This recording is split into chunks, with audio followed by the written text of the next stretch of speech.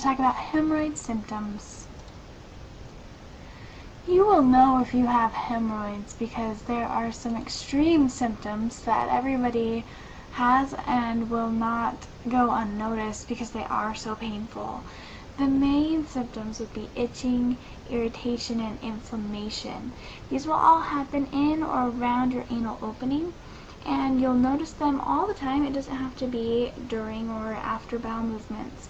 In fact, it'll start out during or after bowel movements, but once your hemorrhoids have developed enough, they're actually going to end up feeling itchy, irritated, and inflamed all the time. In fact, they could even progress to the point where they feel like there's just a big golf ball up there, so you'll definitely know if you have them.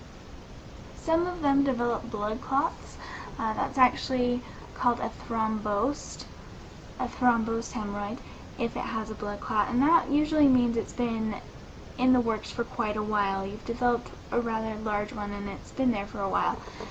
Blood clots can be dangerous. Generally speaking, you should get them taken care of absolutely as soon as possible. I don't want to say that they're common, but they have been known to develop in hemorrhoids because there's even a name for it, which is thrombosed hemorrhoids. Bleeding is another way you could know if you have hemorrhoids. A lot of hemorrhoids bleed, especially internal types of hemorrhoids.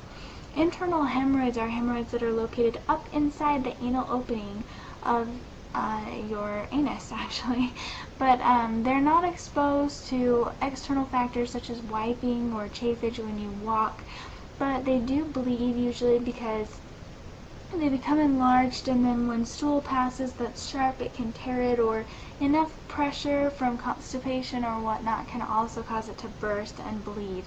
So bleeding from the anus can indicate that you have hemorrhoids, and it is one of the symptoms. However, bleeding from the anus does not necessarily mean you definitely have hemorrhoids. It could be signs of a bigger problem.